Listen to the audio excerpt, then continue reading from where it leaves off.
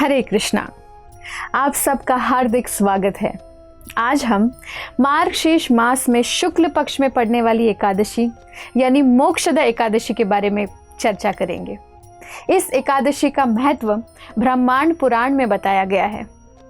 क्या आप जानते हैं कि ये एक बहुत ही विशेष दिन है, क्योंकि इस दिन कृष्ण ने अर्जुन को गीता का उपदेश दिया था।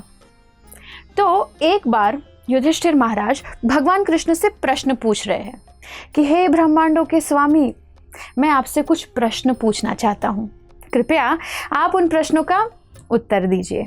तो युधिष्ठिर महाराज का पहला प्रश्न है कि मार्गशीर्ष में शुक्ल पक्ष में आने वाली एकादशी को समस्त पापों को नाश करने वाली शक्ति रखने जैसा क्यों बताया गया है और उस एकादशी का नाम क्या है। दूसरा प्रश्न कि उस एकादशी का पालन कैसे किया जाता है। तीसरा प्रश्न कि इस एकादशी में हम किन की उपासना करते हैं।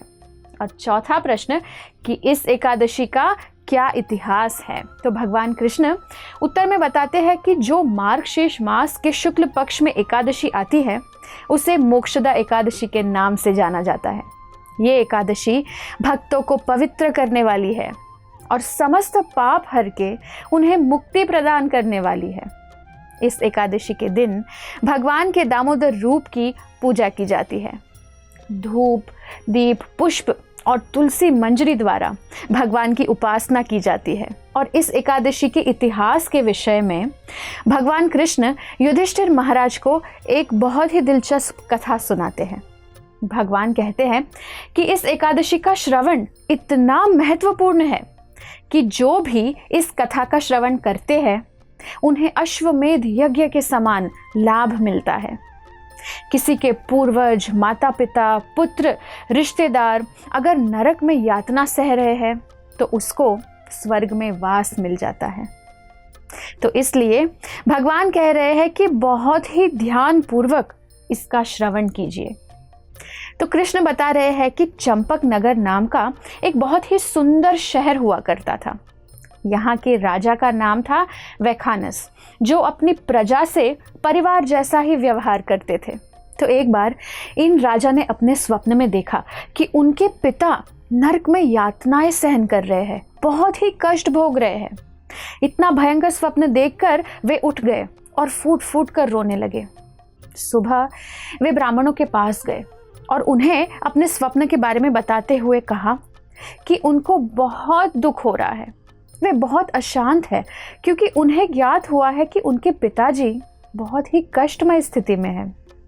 फिर उन्होंने ब्राह्मणों से इसका समाधान पूछा। तो ब्राह्मणों की सलाह अनुसार वे राजा पर्वत मुनि नाम के एक महान साधु की शरण में गए।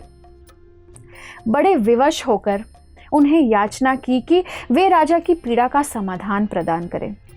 तो पर्वत मुनि, जो कि एक सिद्ध योगी थे, उन्होंने ध्यान लगाकर अपनी दिव्य दृष्टि से राजा का भूत, भविष्य और वर्तमान सब देख लिया। और फिर वे राजा से कहने लगे कि आपके पिताजी ने बहुत ही घोर पाप किया था। उन्होंने एक बार अपनी पत्नी से झगड़ा करके जबरदस्ती उनके साथ संभोग किया। उनकी पत्नी रोती रही और अपने पति से याचना करती रही कि उसकी महावरी के समय में उसे अकेला छोड़ दे। लेकिन आपके पिता ने अपनी पत्नी की बात नहीं मानी और उनके साथ जबरदस्ती की। इस पाप के कारण आपके पिता को नरक में बहुत सी यातनाएं सहन करनी पड़ रही है। जब राजा ने यह सुना तो उन्होंने पर्वत मुनि से प्रार्थना की कि आप मुझे बताइए कि कोई ऐसा व्रत हो, कोई ऐसा दान हो, कोई तो ऐसी तपस्या हो जिसे करने से मैं अपने पिताजी को इस घोर पाप से रक्षा कर सकूं।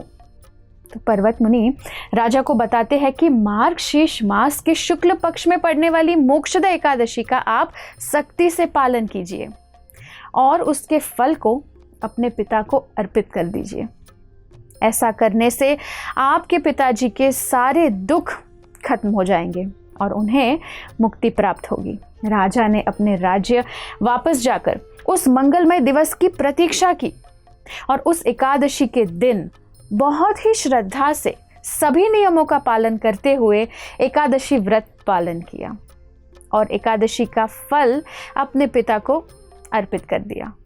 और तत्पश्चात उनके पिता को आखिरकार नर्क की यातनाओं से मुक्ति मिली और देवलोकों में स्थान मिला, जहां पर उन्होंने भक्ति के नियमों का सख्ती से पालन किया और फिर भगवत धाम प्राप्त किया। तो श्री कृष्ण युधिष्ठिर महाराज को बताते हैं कि जो भी भक्त सभी नियमों के साथ सख्ती से इस एकादशी का पालन करते हैं, मृत्यु के बाद उन्हें मुक्ति प्रदान होती है। और श्री कृष्ण स्वयं कह रहे हैं कि इस एकादशी से बड़ी और कोई एकादशी नहीं। ये एकादशी एक चिंतामणि के समान है। हम इससे जो भी इच्छा करते हैं वो इच्छा अवश्य पूरी होती है। और साथ ही कृष्ण बताते हैं कि जो भी भक्त आध्यात्मिक दृष्टिकोण से आगे बढ़ने के लिए इस एकादशी का पालन करते हैं, वो भगवत धाम को अवश्य प्राप्त करते हैं और दोबारा कभी इस भौतिक जगत में नहीं आते। विष्णु पुराण के अनुसार ये एकादशी साल में पड़ने वाली बाकी 23 एकादशियों के बराबर का फल देती है और जो भी भक्त इस एकादशी का पालन करते हैं, उनके पितरों को भगवान के धाम जाने का अवसर प्राप्त होता है। इसलिए हमें इस एकादशी का पूर्ण श्रद्धा और निष्ठा के साथ पालन करना चाहिए। शरीर से तपस्या तो करनी ही है, साथ ही आत्मा को भी उसकी खुराक देनी है, जो है हरि नाम संकीर्तन, हरे कृष्ण महामंत्र का जप।